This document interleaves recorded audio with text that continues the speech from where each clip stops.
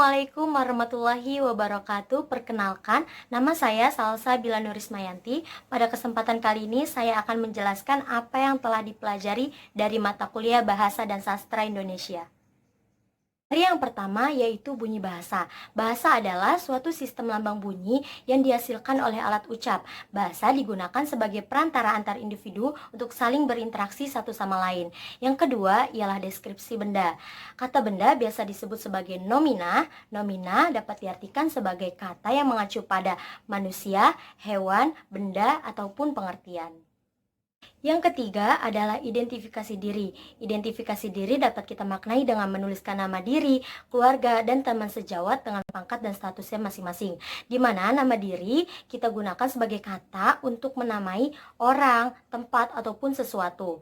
Dan yang keempat ialah kalimat sapaan. Kalimat sapaan sering kita gunakan dalam komunikasi sehari-hari dan digunakan untuk mengawali sebuah percakapan. Contohnya seperti, "Hai Salsa, apa kabarmu?" Yang kelima adalah dialog, prolog, dan epilog. Dialog adalah suatu percakapan yang dilakukan oleh dua orang atau lebih, dan dialog biasa digunakan dalam sebuah drama. Dalam drama terdapat prolog dan epilog. Prolog adalah babak awal dari sebuah cerita yang berisi memperkenalkan isi dari cerita, dan epilog adalah babak akhir dari cerita yang berisi kesimpulan dan amanat dari sebuah cerita. Dan yang keenam adalah tata cara membaca dan membaca petunjuk. Membaca adalah suatu kegiatan menemukan berbagai informasi dengan sebuah tulisan. Dan membaca terdiri dari dua jenis. Yang pertama itu membaca bersuara dan tidak bersuara ataupun di dalam hati.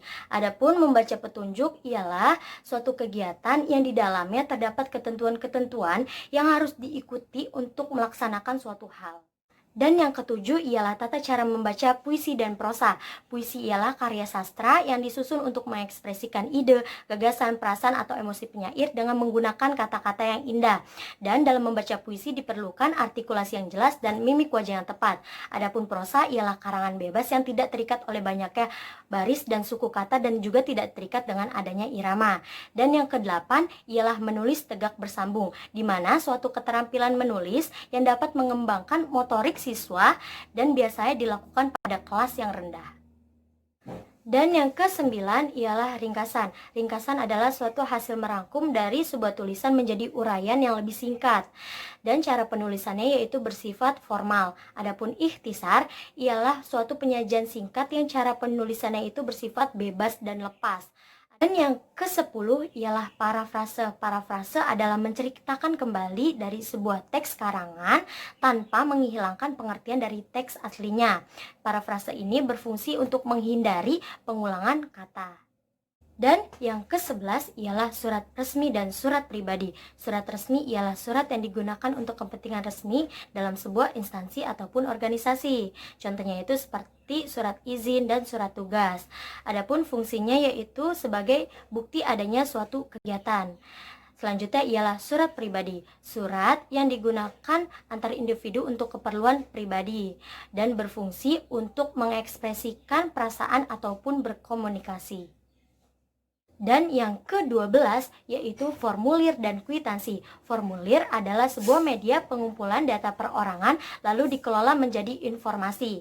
Fungsinya yaitu untuk memudahkan dalam mengelompokkan data.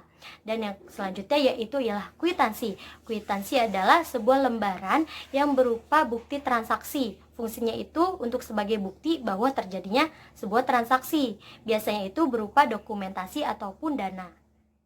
Dan yang ke-13 yaitu pidato. Pidato adalah kegiatan berbicara di depan orang banyak dalam rangka menyampaikan sebuah informasi ataupun gagasan. Pidato ini dapat berfungsi untuk melatih dalam berkomunikasi antar sesama.